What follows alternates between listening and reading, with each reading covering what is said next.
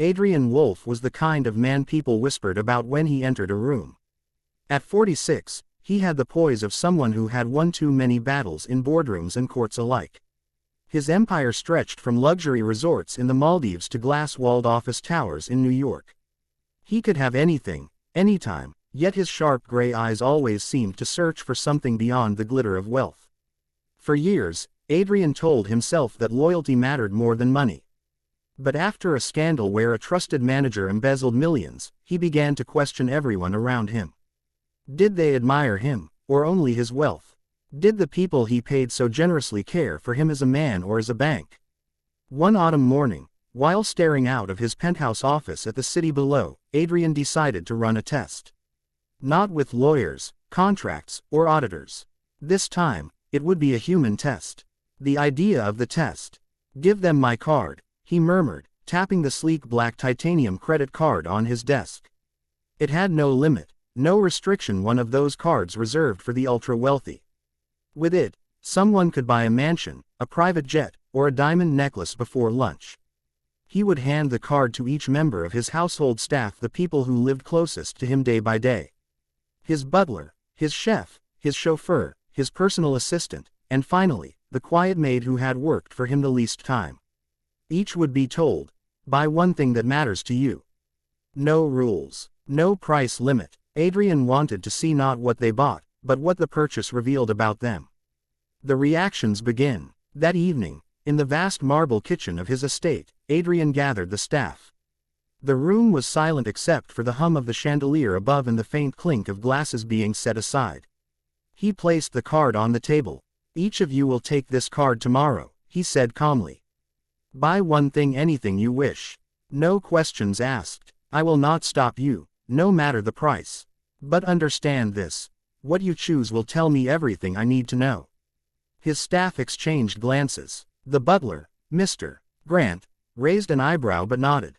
The chef folded her arms, curiosity flickering in her eyes. The chauffeur cracked a nervous smile. Only the maid, Elena, kept her gaze down, her hands clutching the hem of her apron. Mr. Grant, the butler. The next morning, Mr. Grant left early, card in hand. By evening he returned with a velvet case. Inside was a golden pocket watch with diamonds around the face, timeless, elegant, absurdly expensive. "It's a collector's piece, sir," Grant said proudly. "They only made 10 of these." Adrian smiled faintly. A watch was no surprise. Grant loved prestige and tradition. But the billionaire made a mental note.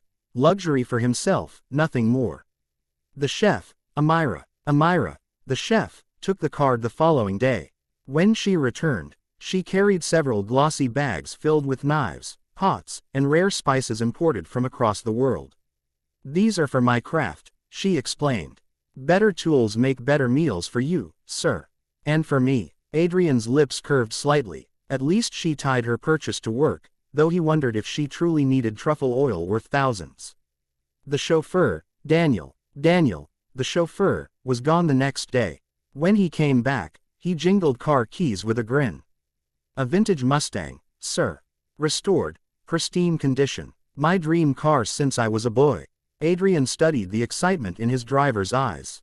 The car was worth hundreds of thousands, but it was pure indulgence. Daniel wanted glory on wheels. The assistant, Claire, his efficient assistant, left last. She returned with designer clothes and jewelry, carrying herself like a runway model. "I've given years of my life to this job," she said. "I deserve a little sparkle." Adrian's expression hardened. Her words stung because they rang with entitlement. The maid, Elena. At last, the card passed into Elena's hands. She was different from the others, newer, younger, and often overlooked. She worked quietly, moving through the house like a shadow. Barely anyone noticed her except when she tidied up. Adrian handed her the card directly. "One thing," he said, holding her gaze. "Anything." Her fingers trembled as she accepted it. "Thank you, sir," she whispered. She did not ask questions, nor did she smile. Waiting. 3 days passed. Unlike the others, Elena did not return quickly. Adrian found himself wondering more than he expected. Where had she gone? What was she thinking? Why did she take longer than the rest? His curiosity turned to impatience. Finally, on the fourth day, she appeared at the estate, clutching a plain brown paper bag. Not designer, not velvet, not leather. Just an ordinary bag from a small store.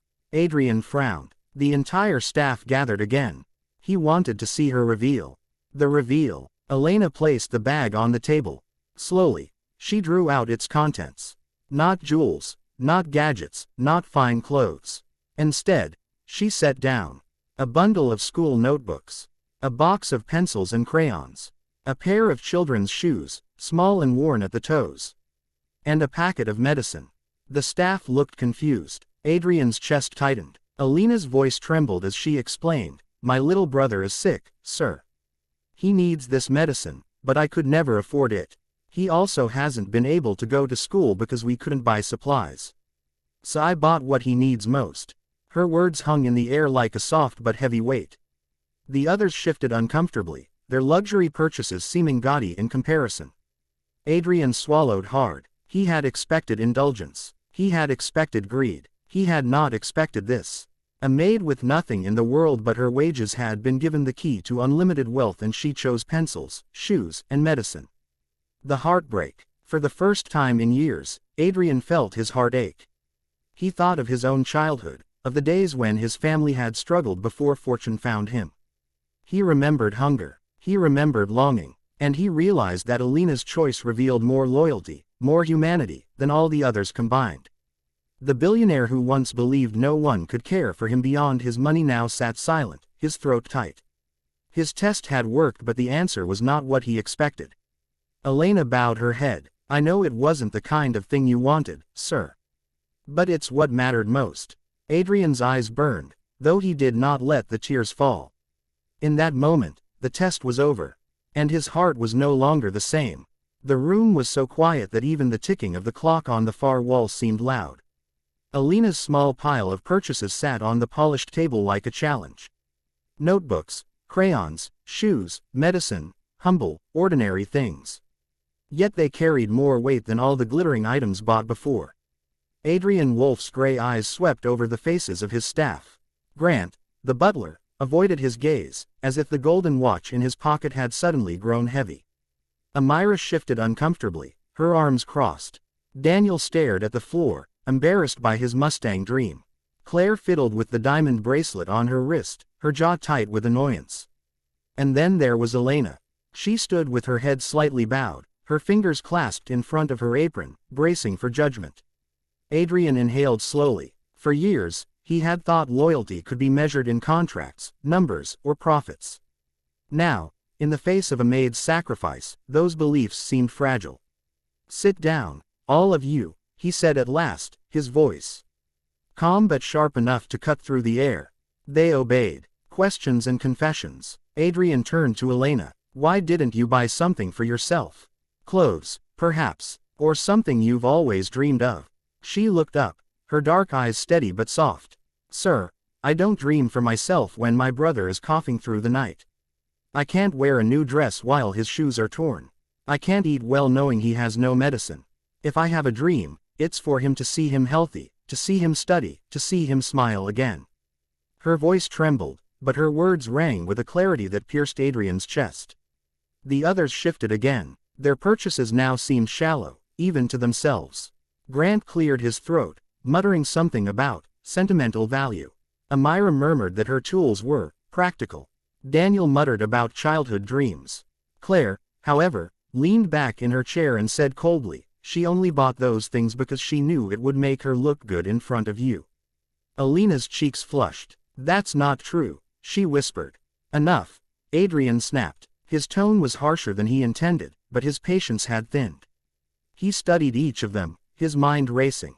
The hidden truth. Later that night, when the house was quiet, Adrian walked alone through the halls. He passed portraits of himself at charity galas, shaking hands with politicians, holding oversized checks for donations. Yet none of those acts had made his chest feel the way it did when Elena placed those children's shoes on the table. Charity, he realized, had always been about his image. Elena's choice was about love. For the first time in years, Adrian sat at his piano, his fingers moving without thought. The melody that came out was haunting, aching, full of questions he couldn't voice aloud. He had all the wealth in the world, yet it had taken a maid's sacrifice to remind him what truly mattered. The confrontation. The next morning, he called the staff together again. They gathered in the sunlit drawing room, tension heavy in the air. "You all took part in my test," Adrian began. "I asked each of you to buy something that mattered to you. And you did. But now I must decide what matters to me." Grant looked pale, Amira anxious, Daniel restless, Claire defiant. Elena stood quietly, her hands folded. "I hired you not just for your skills, but for trust," Adrian continued. "What you chose showed me your hearts. Some of you chose vanity. Some chose indulgence. But one among you chose sacrifice." His gaze fell on Elena. Claire's voice cut in sharply. "You can't be serious. She only bought cheap things. Anyone can do that." Adrian's eyes hardened. "Anyone, Claire. Then why didn't you?" Her mouth opened, then shut. "The decision." Adrian rose, his voice clear. "Grant, Amira, Daniel, you will remain in my service, but I expect you to reflect on your choices. If you wish to stay in this household, remember that loyalty is not measured by trinkets." They nodded, chastened. Then his gaze turned to Claire. "As for you, your words revealed more than your purchase. Entitlement has no place here. You are dismissed, effective immediately." Claire's face flushed with rage. "You'll regret this," she hissed. But Adrian only gestured for the guards to escort her out. Finally, he faced Elena. She tensed, expecting dismissal or rebuke. "Elena," he said softly, "you have shown me more heart than I have seen in years. From this day forward, you are no longer just a maid in this house. You will oversee my charitable foundation. I want you to direct resources to children like your brother, families like yours. And your brother will have the best doctors money can buy." Her eyes widened, tears welling. "Sir, I don't know what to say." "Say nothing," Adrian replied. "Just promise me one thing, that you will keep reminding me of what truly matters." The transformation. In the weeks that followed, changes swept through Adrian Wolf's empire. His foundation expanded rapidly, focusing not on flashy galas but on quiet, meaningful acts: medical care for sick children, scholarships for students, shelters for families in need. Elena, once invisible, now worked at the center of it all, her humility guiding billion-dollar decisions. Her brother, Matteo, soon recovered under the care of top physicians. The day he walked into his new school with a backpack full of supplies, Elena wept openly. As for Adrian, he found himself changed. The boardrooms no longer thrilled him. It was the letters from families, the drawings from children, the gratitude in strangers' eyes that gave him peace. He still played the piano at night, but the melodies were no longer haunted. They were warm, alive, full of hope. The climax. Months later, Adrian stood at a small community center opening in a poor neighborhood. Cameras flashed, reporters clamored, but his eyes were only on Elena, who stood beside a group of children handing out notebooks. When asked why he had shifted his empire's focus, Adrian answered simply. "Because one young woman reminded me that wealth means nothing unless it heals, lifts, and restores. I gave her my card to test her. Instead, she tested me and I almost failed." The crowd fell silent, touched by the honesty in his voice. For the first time, Adrian Wolf wasn't just a billionaire. He was a man whose heart had been broken open and remade. The end of the test. That evening, back at his estate, Adrian poured a glass of wine and sat by the fire. Elena passed by, pausing with a shy smile. "You've changed everything, sir," she said quietly.